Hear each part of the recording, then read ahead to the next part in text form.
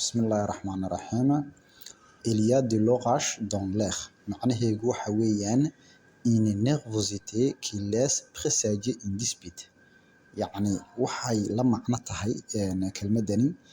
in xaaladu ay kacsan tahay ama la filan karayo inuu dhaco khilaaf ama muran.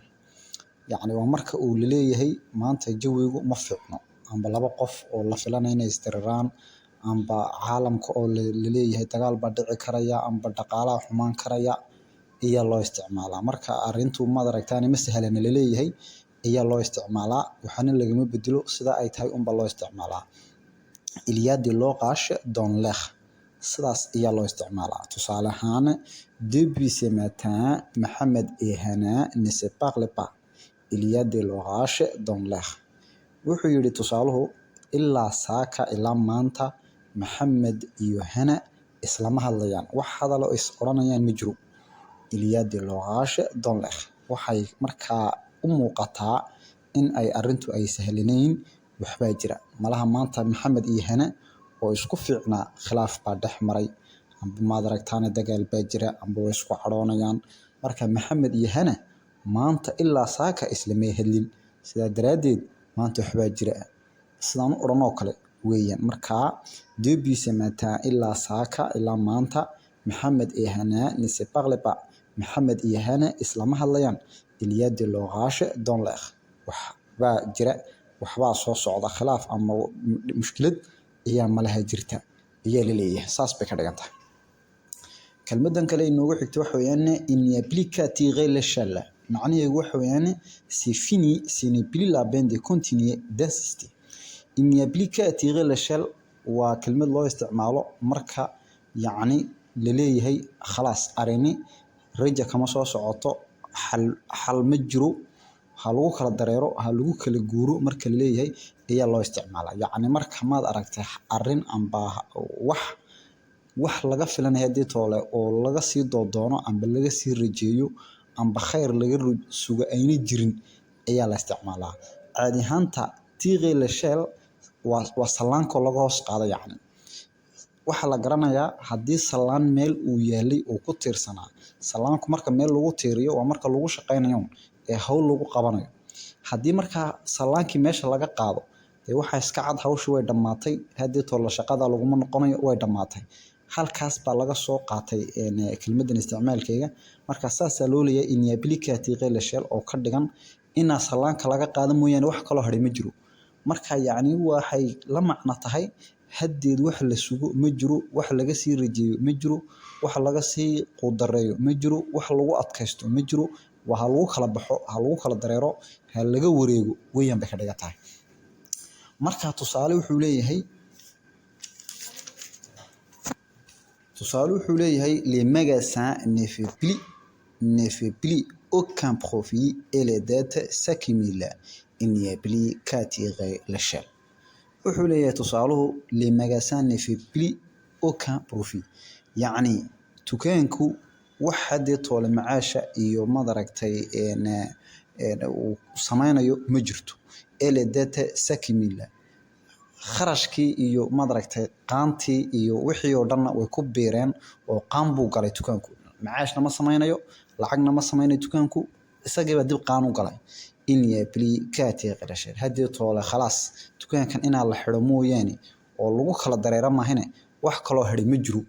ayaa markaa la leeyahay. marka il n'y a plus qu'à tirer l'échelle waa marka maad aragtaan xaalad amba wax haddii toole wax laga sii wado iyo wax laga sii rajeeyo ay jirin ayaa loo isticmaalaa.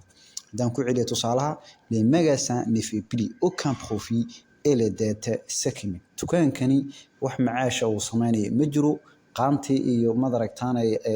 deynkii unbaa ku biiray. il n'y a plus qu'à tirer l'échelle. haddii toole wax laga sii wadwado oo lasii rajeeyo dukaankan ma jiray inaa la xidho mooyaan. kelmadan kale ee locutionka saddexaad waxa weeyaan mettre en coupe réglé. mettre en coupe réglé macnaheegu waxa weeyaan exploiter une personne ou une population de manière excessive.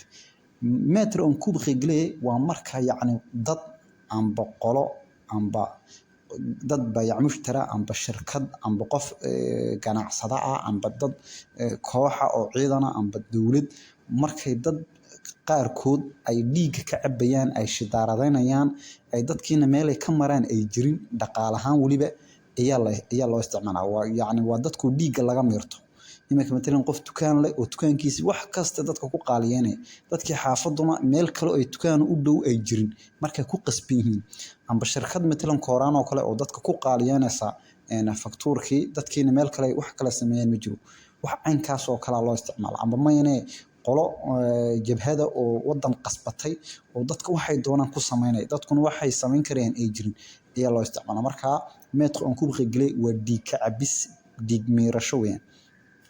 tusaale wuxuu yiri cette compagnie augmente souvent ses tarifs shirkadan mar walba dadka way ku kicisaa qiimaha ee met en coupe réglé à ses consommateurs dadka masaakiinta ee wax ka iibsadana ee consommateuredeeda wax ka iibsadana macaamiisheedana dhiigii bay ka cabtay marka waa shirkad mar walba ku kicinaysa dadka qiimihii oo ku kordhinaysa mar walba qiimihii wax ka iibinaysay dadkiina waxay sameeyeen ma jiro way ku qasbihiin way ku galayaan markaas saasay dadkiina dhiigga kaga cabaysaa met en coupe réglé saasay ka dhigantay kelmadan kale ama location kale waxa weeyaan un nom à coucher dehors un nom à coucher dehors waxa weeyaan macnaheedu qualifie un nom qui est extrêmement difficile à prononcer waa magac ama waa kelmad waa qof magacii oo aad u adag oo la oran karin oo magac yacni dadka ku adag inay idhaahdaan amba soo saari karayaan ku adag weeyaan waxa la yiraahdaa un nom à coucher dehors magacyo saas iska jira oo dad qaarkood iska leeyihiin oo adag oo la soo madaragtay oran karin ayaa jira tusaale wuxuu yiri je n'arrive pas à prononcer correctement votre nom war magacaagu aad buu igu adeegay kuma hadli karo ma soo saari karo vraiment vous avez un nom à coucher dehors wallahi runhaati magac aad u adag oo la soo rogi karin ayaa leedahay ayuu ka yiri ku celiyo je n'arrive pas à prononcer correctement votre nom war waan soo rogi kari lahayaa magacaaga waan oran kari lahayaa intoo badan ma karo inaan idhaahdo vraiment vous avez un nom à coucher dehors runhaati waxaad leedahay magac aad u adag kelmadan kale ee ugu dambaysa ee shanaad amba locationgan macnaheedu waxa weeyaan manger son pain blanc manger son pain blanc macnaheedu waxa weeyaan avoir des débits et profiter de la période la plus facile manger son pain blanc gani yani hadii la macneeyo littéralement waxay ka dhigan tahay furunkiisii cadaa ayaa la cunayaa yani waxa la ogyahay furunka cad wuxuu ka horeeyaa furunka madow intuuna imin ka cad baa la cunaa يعني oo ka dhigan inta xaaladda fiican ay socoto ay dhibaatadu ay imin marka saas loo isticmaalayo waa kelmad loo isticmaalo qofku markuu waqtigiisa fiican ku jiro fursadii hore markay ku dhaceen intuu dhibaato u arkin oo kale hawlaha kale marka dambe ay dhici karayaan ama la filan karayo in isbedeli karayso ama xaaladu xumaan karayaan marka la filan karayo ayaa loo isticmaalaa markaas tusaale wuxuu leeyahay profitez bien de vos 20 ans pour voyager et apprendre car on mange son pain pendant qu'on est jeune tusaale wuxuu leeyahay war ka faa'iideysta dhalinyarnimadiina 20 jirnimadiina oo dhoofa oo caalamka soo arka waxna barta waayo dhalinyarnimadu waa xilliga ugu fiican nolosha ee madaragtaan qofku wax qabsan karayo wax noqon karayo waa dhalinyarnimada ay ka faa'iideysta inta qofku dhalinyar yahay hawlo badan iyo mushkilad badan ma haystaan markuu weynaado ay aaba noqdo amba madaragtaan cimrigiisu sii weynaado hawlaha iyo mashaakilka adduunyada ay u joogi doonaa marka periodka jenesku waa period où on mange son pain blanc waa waqti qofku dhibaato la kulmin inta u badan biiba gacanta ku haya hooyadii wax dhibaato saaran ma jiro wasuuliyad guura ma saarno waxba ma saarno iska faraxsan c'est quelqu'un qui mange son pain blanc oo qof nolol yar caadi iskaga jira marka manger son pain blanc waa qofku markuu xilligiisa fiican ama waqti fiican uu marayo ayaa la dhahdaa tusaale kale aan bixinaynaa wuxuu yiri l'Argentine gagne facilement ses matchs mais elle mange son pain blanc les choses sérieuses vont commencer face à la France ou l'Espagne lors des finales wuxuu yiri tusaalahani Argentine maanta laga hadlayo Coupe du Monde ee aan daawanay marka Argentine si fudud ayay maashashkeegii oo dhan soo dhaafnay ay ku soo wada badisay waayo il mange son pain blanc xilli fiican iyo nasiibkeegii fiicnaa abay ku dhacday iyadoo nasiibkeega kuma dhicin wadana intii wadana la kulanto oo dhan Argentine wadana waaweyn oo madaragtaan loo cabsoodo kuma yitaan nasiibkayga fiicnaa markaa waxay ahayd waqti ay xilli fiican ay ugu dhacdo iyada markaa elle a mangé son pain blanc marka muxuu yidhi markaa tusaaluhu les choses sérieuses vont commencer arrimaha saxda iyo runtu waxay bilaami doontaa oo ay xaqiiqda la kulmi doontaa Argentina face à la France markay ka hortagta Faransiiska ama Spain waqtiga finaalka ayaa loo joogi doonaa waxa qabsada Argentina saasoo tusaaluhu leeyahay